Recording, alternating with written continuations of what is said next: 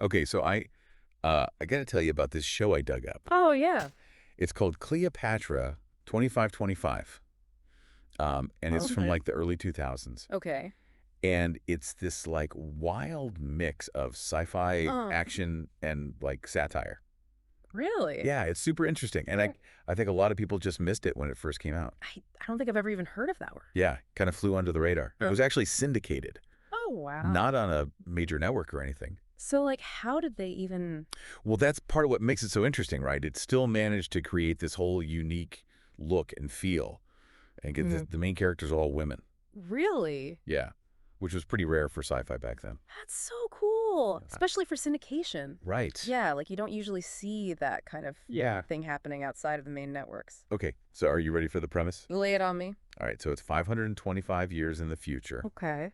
and the surface of the Earth is controlled by these, like, scary flying machines called Baileys. Baileys. Yeah, Baileys.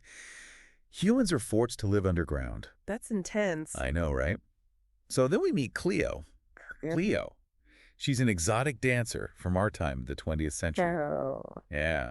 She wakes up in this crazy future Ow. after a botched breast augmentation surgery. Oh my God, that's wild. It is. It's so wild. And that's just the beginning. I'm already hooked. Right. It's like classic fish out of water, Totally. but in this like super futuristic setting. I love it. And Cleo's 20th century slang is so funny.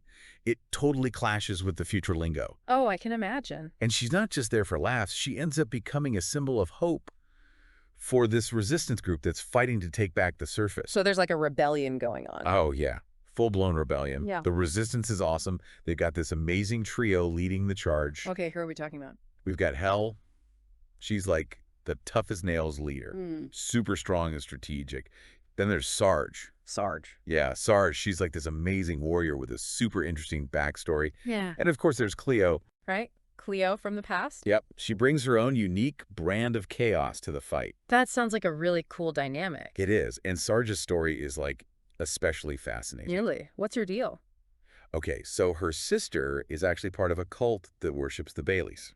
Whoa! A cult that worships the machines. Yep. It's pretty intense. So she's like constantly torn between her loyalty to the resistance and her love for her family. Oh man, that's heavy. Right. And the show doesn't just paint the cult as like pure evil either. Really? No, they're portrayed as misguided, but sincere in their faith. That's interesting. It kind of makes you question like what's Yeah. right and wrong. Totally. It adds this whole layer of moral ambiguity to the story. That's a really cool way to approach it. Right. It Yeah. makes you think, is blind faith ever truly justified? Especially when technology is involved. Exactly. Which brings me to the overall tone of the show. Okay, what's the vibe?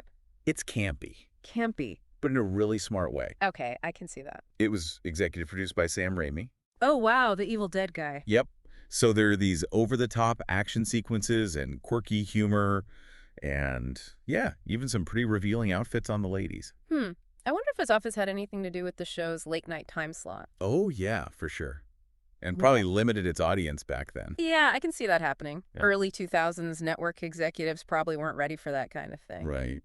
But it also played into the show's self-aware humor. I bet. And then there's the theme song. Oh yeah. What's it like? It's a remix version of In the Year 2525. No way. Really? Yes, by Zager and Evans. That's amazing. It's so catchy. And it's not just there for fun. It's like a whole commentary on the show itself. How so? Well, the original song was all about humanity's reliance on technology and the potential consequences, you know. Yeah. And the show takes that idea and runs with it.